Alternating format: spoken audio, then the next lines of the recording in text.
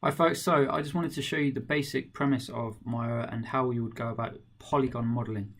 So with our scene set up correctly and we've set all Maya up as we want, and we've got all our modeling shelf on display, we can use this to create geometry. Polygon modeling is all about using basic shapes and manipulating them, adding more detail to them. Okay, so in order to create these shapes, we can either click on these and move them into the scene. So we've got all different shapes that we can use as a starting point. And we can also hit create and go to polygon primitives, and then we've got more options here. So you might find that actually a prism or a pipe, whatever it might be, is more useful as a starting point for your object. Okay. Now to manipulate these, you're going to use the move, scale and rotate tools. And these live along the side here. So you've got move, rotate, and scale.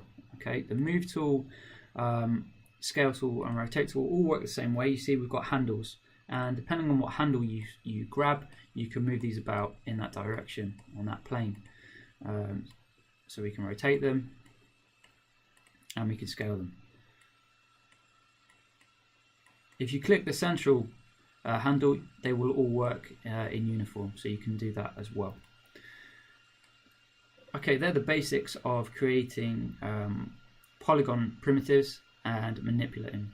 The shortcuts for these, and you will need to remember these, are W, E, R. So W for move, E for rotate, and R for scale. So if you've always got those handy, with your left hand near those, W, E, R, you can quickly be moving these about, making changes, and getting things set up. I would just say that as well, on the move tool, if you hover inside this box in the middle here and grab, you can free move it, free transform it, instead of having to use these handles all the time. Okay, that is the basics of creating shapes, objects as a starting point. The usual workflow that we use is to use subdivisions and add in more detail on our cubes or our objects that we're working with. Now to do this, what you're going to do is use the attribute editor. So you can see on the minute I've got my modeling toolkit open, which is this one. I want to have a look at the attribute editor, and that lives next door. This is the attribute editor. So whichever object you've got selected in the scene, this is a nice menu that allows you to quickly jump to the attributes for that object. So we've got things like width, height and depth. So at the minute these are all set to 1 because that's the default for when you drop in an object. But we've also got subdivisions here.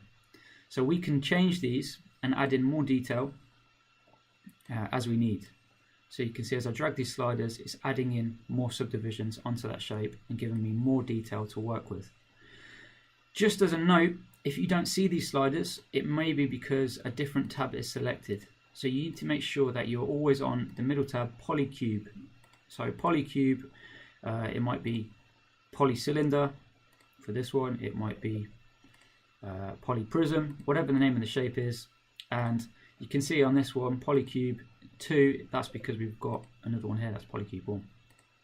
So whichever polygon you're working with, you want to come to Attribute Editor, which is at the top right. Oops. And you want to make sure that you're on the Polycube tab. That's going to allow you to add in more subdivisions. As a rule of thumb, always add your subdivisions in first.